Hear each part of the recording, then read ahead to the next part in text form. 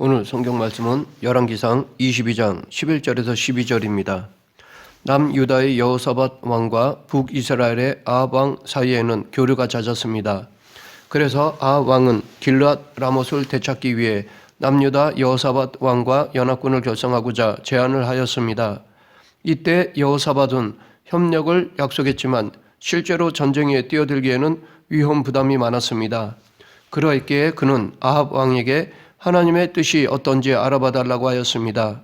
왜냐하면 하나님의 인도하심이 있으면 승산이 있고 하나님이 동행하시지 않으면 이길 수 없는 전쟁이었기 때문입니다. 그래서 아합 왕은 이스라엘 선지자 400명을 모아서 물었습니다. 이들은 적어도 바알 아세라 선지자들은 아니었습니다. 이때는 이방 선지자들은 엘리야와의 대결에서 다 죽었기 때문입니다. 그렇다고 이들이 다 올바른 선지자들은 아니었습니다. 선지자는 하나님의 뜻을 알고 전하는 사람인데 이들은 왕이 듣고 싶은 말을 하며 비위를 맞출 뿐이었습니다. 그러했기에 이들의 예언은 하나님과는 전혀 상관이 없었습니다. 이 거짓 선지자들 중에 대표적인 사람이 그나아나의 아들 시드기야였습니다. 시드기야는 철로 뿔을 만들어 승리를 예언하였습니다.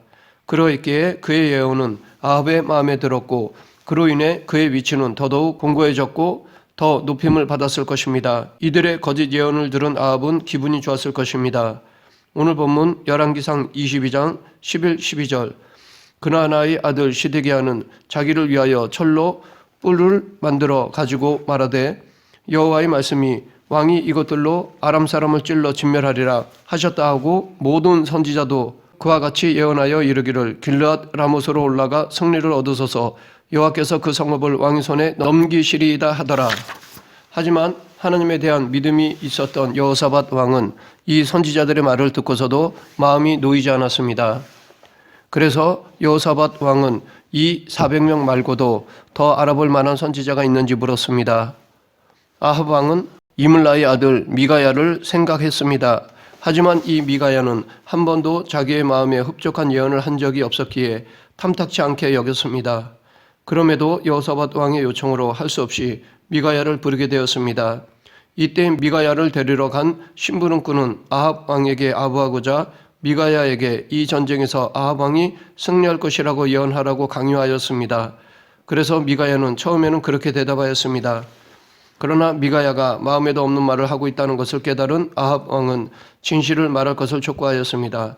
그래서 미가야는 내가 보니 온 이스라엘이 목자 없는 양같이 산에 흩어졌는데 여호와의 말씀이 이 무리에게 주인이 없으니 각각 평안히 자기의 집으로 돌아갈 것이니라 라고 하였습니다. 즉 하나님의 뜻을 전하였습니다. 이것은 아합 왕이 듣고 싶어하는 말은 절대로 아니었습니다. 오히려 아합 왕이 화낼 이야기였습니다. 그런데 이 미가야가 전한 예언은 이 전쟁에 대한 예언이라기보다는 아합 왕과 이세벨에 대한 심판의 예언이라 할 수 있습니다. 미가야가 이렇게 하나님의 뜻을 전할 수 있었던 것은 그가 하나님의 어전 회의에 참석했기 때문입니다. 그래서 그 회의에서 하나님이 하시는 말씀을 들었기 때문입니다. 길르앗 라못을 미끼로 삼아 아합 왕을 파멸에 넣으려는 계획을 들었습니다. 이 일을 하는데 그 배후에는 악한 영이 있고 400명의 거짓 선지자들이 도구가 되어서 왕을 죽음으로 이끌 것을 들었습니다. 그는 남들이 보지 못하는 하나님을 보았고 남들이 듣지 못하는 하나님의 음성을 들었습니다. 그러했기에 미가야의 예언이 진짜 하나님의 뜻이요 참 예언이었습니다. 하지만 아합 왕은 진짜 하나님의 뜻을 전한 미가야의 말을 듣지 않았습니다. 오히려 자기 기분을 맞춰주는 거짓 선지자들의 말을 따랐습니다. 아합 왕도 미가야의 영감이 뛰어난 것에 대해서는 인정했지만 실제적인 삶에서는 그가 전한 진짜 하나님의 뜻보다는 자기 기분을 맞춰주는 거짓 선지자들의 말을 선택한 것입니다. 이것이 지금 자기 입장에서는 좋았기 때문입니다. 왜냐하면 당장의 기분도 좋고 자기 위상도 지킬 수 있기 때문입니다. 정작 그의 선택에는 미래에 대한 하나님의 뜻보다는 지금 당장의 자기 만족이 크게 작용한 것이라 할 수 있습니다. 한편 미가야 선지자에게는 하나님의 진짜 뜻을 전했음에도 불구하고 돌아온 것은 거짓 선지자 시드기야의 싸대기와 옥에 갇히게 되는 것이었습니다. 그리고 고생의 떡을 먹고 고생의 물을 마시는 것이었습니다. 남들이 보지 못하고 남들이 듣지 못하는 하나님의 뜻을 알고 전했음에도 불구하고 돌아온 것은 고난뿐이었습니다. 반면에 시드기야와 400명의 거짓 예언자들은 아합 왕이 비유를 맞추어 주니까 좋은 대접을 받았습니다. 오히려 그들의 위상이 더 높아졌습니다. 아마도 이러했기에 시드기야를 비롯한 400명의 거짓 선지자들은 이 현실을 유지하고자 더더욱 왕이 비유를 맞추려고만 하였을 것입니다. 이렇게 원칙과 신념을 버리고 현실에 안주하는 사람이 또 있었습니다.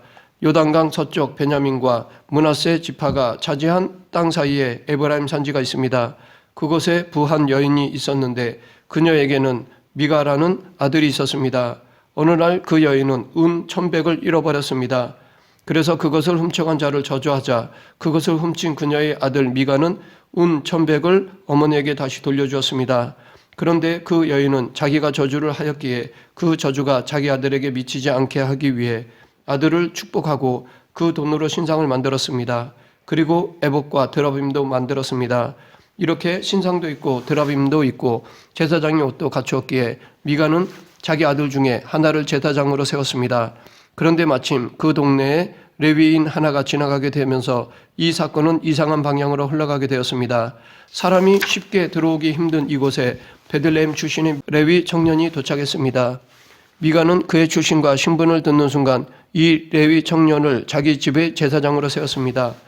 아마 제사장으로 세운 아들은 레위인이 아니기 때문에 제사를 드리는 데 있어서 어려움이 있었거나 어떤 문제가 있었을 것입니다. 하지만 레위인 청년이 드리면 제사도 더 잘 드릴 수 있고 하나님으로부터 더 큰 복을 받을 것이라고 여겼을 것입니다. 그런데 또다시 그 동네에 단 지파 5명이 지나가면서 이 사건은 다시 한번 이상한 방향으로 흘러가게 되었습니다.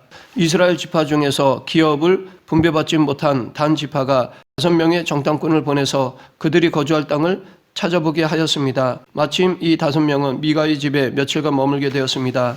이 5명은 레위 청년에게 자신들의 임무를 말하고 단 지파가 머물 땅을 찾을 수 있을지를 물었습니다. 그리고 청년의 말대로 단 지파가 거주할 좋은 곳을 찾았습니다. 그리고 단 지파는 지체하지 않고 무장하여 그곳으로 향하였습니다. 그런데 그곳에 가던 중에 미가의 집에 들려 레위 청년에게 단 지파의 제사장이 될 것을 권유하고 그곳에 있는 신상과 드라빔, 에봇을 가지고 나왔습니다. 그리고 단 지파는 무력으로 정탐했던 그곳을 점령하였고 그곳에서 신상을 섬기며 살았습니다. 그런데 성경에 보면 이 레위 청년에 대해 밝히는데 그는 모세의 손자 게르솜의 아들 요나단이었습니다. 이를 통해 우리는 미가와 단 지파가 왜 그를 제사장으로 채용하려 했는지를 알 수 있습니다. 그는 그 유명한 모세의 손자였기 때문입니다. 한편 요나단은 미가가 한 가정의 제사장으로 불렀을 때 즉각 응했습니다. 왜냐하면 떠돌이 하는 그에게 안주할 수 있는 좋은 기회였기 때문입니다. 그러다가 단 지파가 한 지파 한 족속의 제사장으로 불렀을 때 그는 주저함없이 응하였습니다. 왜냐하면 한 가정보다 더 이익이 큰 한 지파 한 족속의 제사장으로 안주할 수 있기 때문입니다. 아마 단 지파를 쫓아간 그는 그 자리를 지키고자 그들의 비위를 맞추려고 하였을 것입니다. 대부분의 사람들은 현실이 만족스럽지 않을 것입니다. 더 이상 바라는 것이 없을 정도로 만족하는 삶을 사는 사람은 극히 드뭅니다. 물론 지금 자기 현실에 만족하는 사람도 있을 것입니다. 하지만 그것은 월등하게 좋은 조건 때문이라기보다는 타인과의 비교 속에서 만족하는 경우일 것입니다. 그러면 현실이 만족스럽지 않을 때 이 상황을 어떻게 바꿔야 할까요? 예수님이 예루살렘에 입성하실 때 수많은 사람들이 종려나무 가지를 들고 호산나라고 외쳤습니다. 호산나는 지금 우리를 구원하소서라는 뜻입니다. 이 호산나라는 외침은 지금 그들의 현실을 반영한 말이라 할 수 있습니다. 즉 그들은 현실의 아픔을 예수님을 통해 바꾸고자 한 것입니다. 그런데 이렇게 예수님이 예루살렘에 입성하실 때가 일요일이었고 십자가에 못 박히신 때는 금요일이었습니다. 그러니까 예루살렘 주민들이 호산나를 외치고 5일이 지난 뒤에 십자가에 못 박으라고 소리친 것입니다. 그 이유는 그들의 바람과 예수님께서 이루고자 하신 사명이 달랐기 때문입니다. 예수님은 십자가에서 죽으시고 3일 만에 다시 부활하셨습니다. 그리고 예수님은 제자들에게 다시 사명을 주시고 승천하셨습니다. 그 이후 어느 날 베드로와 요한이 성전 미문에서 걷지 못하는 사람을 고쳤습니다. 이 기적을 보고 많은 사람들이 몰려들었습니다. 그리고 그들은 성전 안 솔로몬 행각에서 베드로의 설교를 들었습니다. 이때 사두개파 사람들과 제사장들이 성전 경비대를 몰고 와서 베드로와 요한을 잡았습니다. 이때 베드로가 감옥에 들어간 것은 그의 인생에서 처음 있는 일이었습니다. 과거 예수님이 잡히실 때는 3번씩이나 부인하여 수감을 면했습니다. 그런데 이번에는 늦은 밤에 투옥되어 다음 날까지 갇혀 있게 되었습니다. 이 사건은 예수님이 십자가에 달리신 날로부터 많이 잡아야 2달도 안 되었습니다. 예수님은 유월절 후 금요일에 십자가에서 죽으셨고 3일 뒤에 부활하셨고 그 후 40일 동안 제자들과 함께 하셨으며 승천하셨습니다. 그리고 돌아오는 오순절에 성령 강림 사건이 일어났습니다. 이 오순절은 유월절 후 50일이 지난 날입니다. 이때 제자들이 성령을 받았는데 이 사건이 사도행전 2장에 나옵니다. 그리고 이어지는 사도행전 3장에서 이 사건이 나옵니다. 그런데 비슷한 시간에 비슷한 사람들에 의해 비슷한 장소에서 끌려왔습니다. 그러했기에 베드로와 요한도 예수님처럼 다음 날 사형에 처할지도 모릅니다. 예수님을 그렇게 빨리 죽였기에 이 두 사람을 죽이는 것은 식은 죽 먹기였을 것입니다. 다음 날 이들은 예수님처럼 종교 지도자들 앞에 섰습니다. 이들은 종교 재판으로 넘겨져서 돌에 맞아 죽게 할 수도 있었습니다. 그래서 베드로와 요한은 두려워해야 했을 것인데 오히려 그들은 담대하였습니다. 그리고 하나님 앞에서 너의 말을 듣는 것이 하나님의 말씀을 듣는 것보다 옳은가 판단하라. 우리는 보고 들은 것을 말하지 아니할 수 없다라고 하였습니다. 만약 베드로와 요한이 그들의 현실에 만족했다면 절대로 이런 말은 할 수 없었을 것입니다. 그들의 현실이 소중하고 현실의 안주에 빠져 있었다면 이렇게 담대하게 말하지 못했을 것입니다. 그들은 자신에게 현실의 안주보다는 더 중요한 사명이 있다는 것을 알았습니다. 그러했기에 담대했던 것입니다. 그런데 베드로는 이들의 위협 속에서 풀려났지만 이것이 끝이 아니었습니다. 나중에 또 복음을 전하다가 감옥에 갇히게 되었습니다. 그는 현실에 안주하며 살지 않고 주님이 주신 사명을 위해 수고와 노력, 고난도 감수하였습니다. 이렇게 베드로는 현실에 안주하지 않고 계속해서 영적 싸움을 치루었습니다. 비록 현실이 만족스럽지 못한다 하더라도 우리는 하나님이 주신 사명을 귀하게 여기고 계속해서 영적 싸움을 치루어야 할 것입니다. 나의 환경을 바꾸기보다는 내가 바뀌어야 합니다. 베드로가 완전히 바뀌어 사명을 감당했듯이 우리도 바뀌어야 합니다. 지금까지 살펴본 위의 세 사건들의 결과를 보면 먼저 오늘 본문의 사건에서 미가야는 억울한 옥살이를 했고 고생의 떡과 고생의 물을 마셨습니다. 반면에 거짓 선지자들은 좋은 대접을 받았을 것입니다. 아브라함으로 지금의 부와 명예를 유지할 수 있었을 것입니다. 그리고 유다의 여호사밧 왕과 이스라엘의 아합 왕은 400명의 거짓 선지자들의 말을 믿고 길르앗 라못으로 올라갔습니다. 그런데 재미있는 것은 아합 왕도 정작 이 거짓 선지자들의 말을 확신하지 못해서 자기는 왕복을 벗고 변장하였습니다. 그런데 이렇게 아합 왕은 나름대로 지혜를 발휘하였지만 그럼에도 불구하고 하나님은 당신의 뜻을 이루셨습니다. 아합 왕은 누군가의 무심코 쏜 화살에 맞아 죽게 되었습니다. 그리고 미가야가 예언했던 것처럼 군사들은 다 흩어져 각자의 고향으로 돌아갔습니다. 이것이 현실의 부와 명예를 유지하기 위해 이러한 거짓 선지자들의 말을 들은 결과였습니다.